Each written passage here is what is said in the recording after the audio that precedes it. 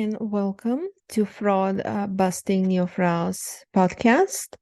It is the only podcast for female fraud professionals and their allies who want to stay on top of the fraud awareness spectrum in order to thrive professionally while maximizing their happiness and having the courage to create the life they love.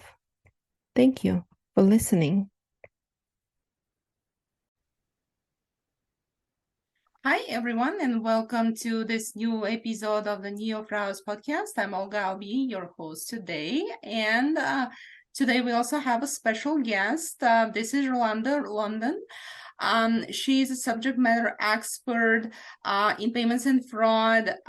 Some of the listeners perhaps already are familiar with her and her expertise. And today we will be adding more for everyone to learn. But before we do that, let me give Rolanda a very quick moment to one more time introduce herself to the audience. Hi, Rolanda. Hi, Olga. Thanks again for having me. I'm excited to come back and share some more thoughts. Yeah, thank you so much for doing this, and thanks for your time. It's definitely wonderful for me to have you as a guest once again, simply because of so much knowledge that you have and very interesting topics that you can offer to the listeners. And so let us introduce, without further ado, the topics for today's episode, and those are card fraud, everyone. It is very important that we say card fraud. I know a lot of people in the space, even if we've been doing it for quite some time, we say credit card fraud. We refer to everything as credit card fraud, and I'm a stickler for nomenclature. It's kind of the same way when people say PIN number and ATM machine. It's technically you're saying something incorrectly without realizing it sometimes because you're just so accustomed to hearing it that way. One of the issues I say about calling everything credit card fraud is that we in the merchant side, we see more than just credit cards, and I think we take that for granted sometimes. With consumer spending habits being very different between card products, also risk factors being very different between card products. The behaviors on different products are something that should be studied and analyzed when considering how to make rules and optimize your strategy when combating card fraud as a whole. And by making sure we are separating the products out or considering the products out as different things, we understand the differences between the consumer behaviors associated with those card products. Okay, well, thanks so much, Rolanda, for presenting this important clarification for our listeners. I am hoping that they will be learning from today's episode for the future of usage of the cards and being participants in the different, transactions and all that comes with it, the risk and no risk, everything. All right, and the following topic that would be great for us to touch on is doing a little bit of a deeper view of the usage of the cards and the fraud and the risk that comes with it. Could you speak on that one a little bit more? Oh, yeah. So when I look at card fraud as a whole, and I begin to look at the different products, you have debit cards, prepaid cards, credit cards, you have the preloadable cards, right? And stored value cards. There's so many different things. We have wallets. There's so many different ways to make a payment with a card or a wallet, even with tokenization coming in as a factor as well, which we can touch on as well.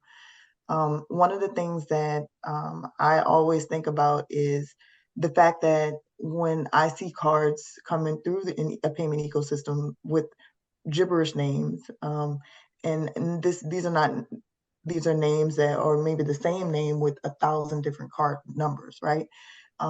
When we look at this, I would get when training investigators and training other people on how to look at that data, and they'd say, why does this one person have 1,000 cards? Like, who has that many cards? I'm like, it's if they're using it to just test cards or show cards that are active for some reason, it could be a low dollar amount on preloadable cards where the name doesn't actually matter on that card, right? With a credit card or with a debit card that's connected to a bank account, you have to think about synthetic identities, identity theft. Or is it just that the card credentials or the card numbers are just stolen or compromised in some way? So how fraudsters introduce these cards in your ecosystem can appear very differently, whether it's the same fraudsters or different fraudsters using a group of cards, but if it's different products, they may use them differently. So I think it's important for us as investigators and fraud fighters to distinguish between these if we don't already, so we can understand the needs and behaviors and the strategies associated with protecting ourselves from certain types of payment fraud on different types of card products. The network requirements on different networks can be different, right? So Visa has their chargeback rules. MasterCard has theirs, Discover, Amex has theirs. Everyone has their own rules with how to deal with chargebacks and the compliance associated with, excessive chargeback rates and what that means for your company, right? So you want to have a good understanding of what networks these cards are flowing through. One of the things that's become important is especially in the U.S. domestically, with Reg II increasing the capability of domestic debit cards in card not present environment for pinless debit opportunities. This increases our visibility or the usage in networks that weren't used as widely in a card not present environment. Even though they had already existed and have been used for a very long time, the capability of cards coming online with access to those networks is changing quite rapidly this year, and so they can comply with the new regulation. So understanding how these cards may present different risk factors on different networks that weren't traditionally always as a part of the ecosystem as strongly or represented as strongly as Visa and MasterCard or Interlink or other debit networks have been represented before. So if you are experiencing an increase in card fraud, but haven't yet learned whether or not it's a debit card, a credit card, or a prepaid card, you may want to do that little bit of extra digging to see what's actually impacting you, because it may be something associated with, especially if it's a U.S. domestic card spike, it may be something associated with the new increase in capability for U.S. domestic cards for issuers trying to comply with the new regulation. So the strategy behind that would take some work with your payment service partners and things like that. Well, thanks so much, Rolanda, for this very interesting and insightful overview of different risks associated with the different payment processing environments and the types of products in cards. Thank you for this wonderful advice for future investigations to be taking the first step, in order to understand the product that is linked to the obvious risks first prior to making any conclusions, so that the analysis will be more successful for them. That's wonderful, and I hope that our audiences will appreciate very much listening to these insights and tips, and perhaps benefiting in their future work. All right. I am curious to ask a couple more questions for you. One is, I am really hungry to hear a real, true fraud crime example from you. Anyone you like to share with audiences, which is always interesting and cool listen to. And then lastly, you've mentioned tokenization, something being innovative for the technologies is always nice to be talked about in order for the audiences to learn more, and obviously to learn about the associated risks and the associated issues, not necessarily risk related. I'd appreciate if you gave us a little bit of a light on this. Thank you. Yeah, I think that one example, a lot of times I know we as merchants, for those of us on the merchant side of things, we kind of see similar things, and sometimes I think it's helpful to mention what people see on the issuing side. So I can give an example from the issuing perspective, and just kind of tie it into what the merchant may see. So on the issuing side, there was a financial institution I worked for that there was a brute force attack. In that attack, there was one particular retailer that was associated with it, a department store. And we had a lot of cards being used at this one department store, but they were also using them to test them online in the e-commerce environment as well. The cars themselves were basically tested and online purchases for something that would charge like $1. It was like it had like a free trial for an online calendar. They just usually look for something that's a low dollar amount that people may not immediately want to report just to see if the card is active. And then they use the number to make a larger purchase at a department store. So when you see this type of activity, especially from the issuing side, the department store only sees when they start to reconcile things, right? We have this one bin that just keeps showing up, right? And trying to see what's going on with this one bin. But if it's from the issuing side, sometimes it's not just one store, it's 5 stores. Sometimes it's 5 stores and some in brick and mortar locations, and then sometimes it's online things. So as merchants, we internalize these things of why are they attacking us? And when the truth is, it's probably not just you. Yeah. You're just one purchase as a merchant, and the consumer in the financial institution is dealing with a slew of other charges associated with the same card. So then it becomes like the game of who's going to report it faster. Will the issuing bank catch it? Will the merchant catch it? Will the cardholder catch it? And so the fraudsters really try to go really fast with making these purchases to see who's going to catch it first or not. I think from the merchant side of things, when we see test purchasing, especially when it looks like potentially prepaid cards, they have these names that, it's hard. I know names are hard, right? Because you can think, oh, well, this could actually be someone's name, right? But sometimes they use names that are from popular reference, like a song or a movie, something that's clearly like a character. The Mickey Mouse, right? Mickey Mouse. I don't know how many people who are legally named Mickey Mouse right now and also have a high chargeback rate. So even if you want to say the name is a problem, or a problem to distinguish as, okay, this is obviously fraud, I definitely understand that. But if you look at the name in conjunction with other attributes, like, are we losing money because of this name? It might be important to pay attention to it. So then we start to ask questions, or, I have investigators and people kind of digging into the data, trying to understand how these things present as risk and how to identify them as risk. So you have the same name showing up on all these cards, and they don't really, because they don't understand how the products work, you have to kind of explain and teach people, well, with a prepaid card, you can go and buy a Visa card for $100 value.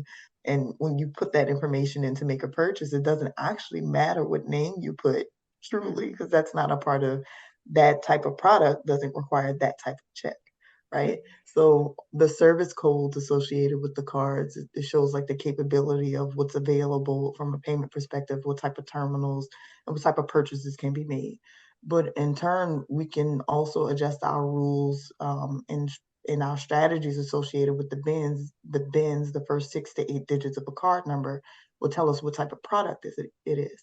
So what I found successful is when I see a spike, I try to look at what bins are associated with that. Sometimes what I find is not widely distributed between multiple bins. it might be just 2 bins, 1 bin. So that means that this is a bigger problem for a financial institution, and it's showing up in our ecosystem, right? So seeing it from both sides, it's really important to understand like where these purchases are coming from, and how they're presented and what's required at the time of authentication. Yeah. Thank you once again for this wonderful, insightful story and tips and all the information. Lastly, I'd like to ask you to speak on the tokenization topic, just a little bit for the audiences to learn a bit from you. So I won't profess to be I shouldn't say that. So tokenization has its challenges as an investigator, right? I'm not, it's not a for or against tokenization thing. It's just that some people have used tokenization in certain ways and some people do not. As an investigator, it's important that our cross-functional teammates include us as stakeholders or include your investigators and downstream as stakeholders, because understanding the downstream impact of not seeing certain types of data outside of just tokenization, it could be just what's internally decided to be shared on to certain teams because of PCI compliance and things like that, right?